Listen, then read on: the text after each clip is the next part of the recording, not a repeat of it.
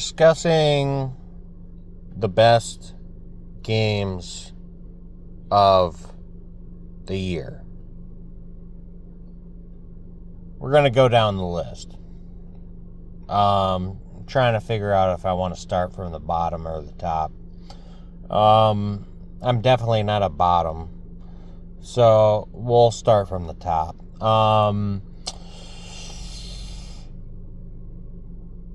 I made a previous video about this, so this is kind of just what would you call it? Rerun. The two best games of the year are Zelda, Tears of the Kingdom, and RoboCop Rogue City. They're both tied. Keep in mind, every single game that I mention on this list, I have not finished. Not only have I not finished, I've barely played. But I have instincts. And I can tell a quality game. I can tell what's good and what's shit just by knowing who made it and like maybe 2 hours of gameplay. I can tell you everything. The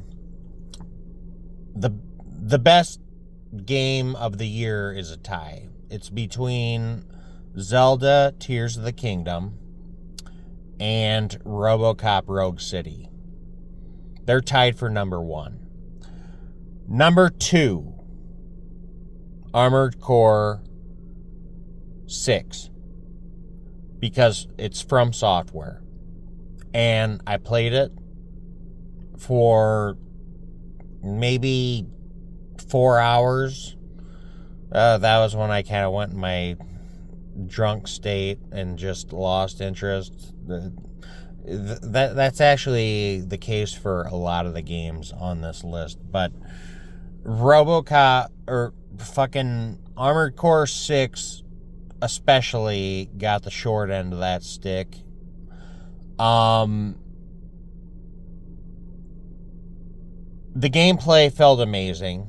The game looked like a remastered PlayStation 3 game, but I don't give a fuck about visuals, honestly. It looked okay enough, but the gameplay was phenomenal. It felt phenomenal. I uploaded that video of me beating that infamous tutorial helicopter boss that everybody makes fun of now because it's not actually that difficult. It was difficult for me because I was like a bottle of whiskey in, didn't even know where I was, could barely walk. So it was difficult for me, but I still beat it in like 5 tries. Took like 30 minutes or something. I don't remember. I don't care. We'll stay on Armored Core 6 for a little bit longer. The reason why I know it is deserving of the second best game of the year is because it's From Software. And nobody compares to From Software. They're the best. They're always going to be the best. Even at their shittiest, even when they're at their lowest, they're still better than everybody else. So I have no reason to believe that Armored Core 6 isn't the second best game of the year. Third was Aliens Dark Descent. Janky, buggy mess. I hated it at first when I first played it, but the tutorial is shit, I felt like. It didn't explain things. I kind of had to get a grasp of it on my own. But once I understood it, I was like, wow, this is a fucking fantastic real-time strategy game. One of the best since XCOM 2. Yeah, I fucking worship XCOM 2. Aliens Dark Descent is right up there. It is phenomenal. I don't remember who the developer is. I can't give you that kind of information. Don't come to me for that kind of information. You want that kind of information, you go to professional video game journalists. They'll tell you everything about the developer.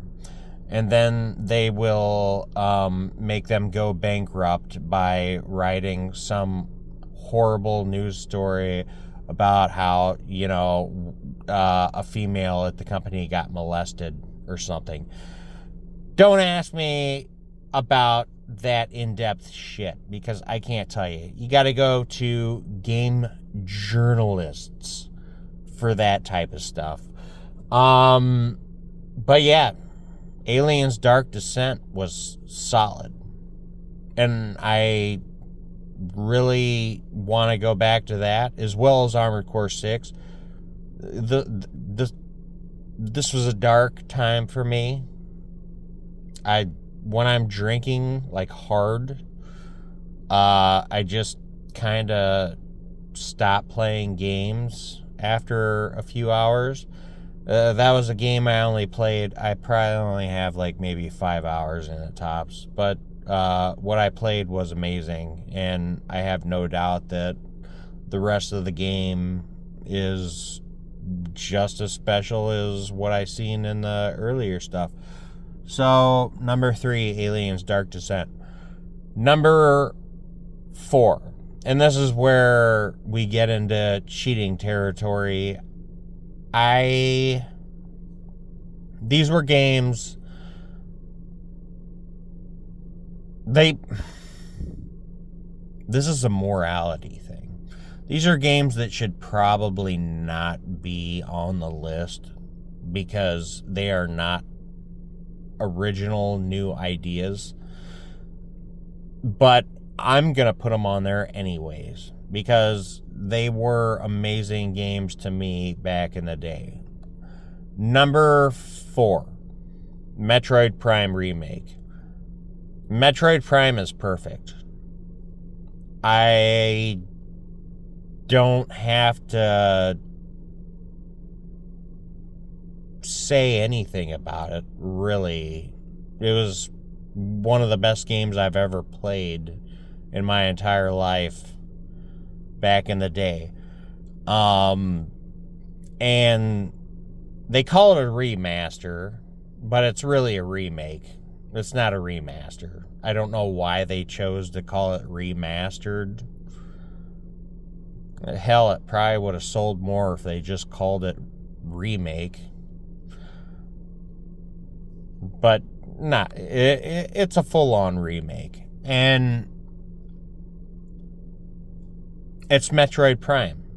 So, being that it's Metroid Prime, it gets the 4th spot. Number 5, Resident Evil 4. Same exact thing as Metroid Prime. I'm not going to say anything else about it because I'll just be repeating myself. Same exact thing. One of the greatest games ever. Gets knocked down because of being kind of the same game. Number 6, runner-up. I'm not going to do a top 10 because I can't remember all the games I played this year. I played Hogwarts Legacy. I played a few other ones from this year. I've actually played a lot of games from this year. But I'm going to say Diablo 4 is number 6. I loved it at first, and then I hated it. And then I started to like it a little bit again, just because of a specific character class. And then I just lost all interest, but I still put in like almost 300 hours. So it gets the number 6 spot. And after that, it's like me trying to remember what else I played. Like Hogwarts Legacy, I guess. Fucking... It was cool walking around in the school, I guess. That was probably the best part of the game to me. Because the school is well designed. Like, the layout of it, the level layout, like, that was all cool. And discovering all these things that you can unlock. And I hate Harry Potter. I think it's the gayest thing ever. But that game was gifted to me. And I was like, what the fuck, whatever, I'll try it. I hate Harry Potter. I think he's queer. Surprisingly good. So we'll give that to number 7. And I'll always support J.K. Rowling, you know, for her... what's the word I'm looking for? Her hatred of the LGBTQ community. May they burn in hell. I'm on your side, sister. May they burn in hell. Throw gas on the fire and piss on the ashes. Who else? What other games did I play? I know there was other ones, but I can't think of them. Whatever. If I can't think of them, they must not have been that memorable. So, like, it'll come to me, like, tomorrow, and then I'll be kicking myself in the ass for not being able to remember it. Actually, not a bad year for video games. Codexers are retarded. They're always going to be down in the dumps. Oh, this is terrible. Everything's terrible. Everything's terrible. I want to kill myself. Oh my God, if only they actually would kill themselves. It's ironic, right? Like, I'm the one threatening to kill myself, and they're all, like, rooting for it, but in reality, it's the other way around. Like, I'm tired of listening to these miserable assholes, and I'm like, just do it. Do it. Do it. Do it. Come on. I believe in you. I believe in you. You can do it. You can do it. But anyways, yeah, that's all the games I can remember. I bought a fuckload of games this year, but not all of them are from 2023, so that's what's fucking me up. I can't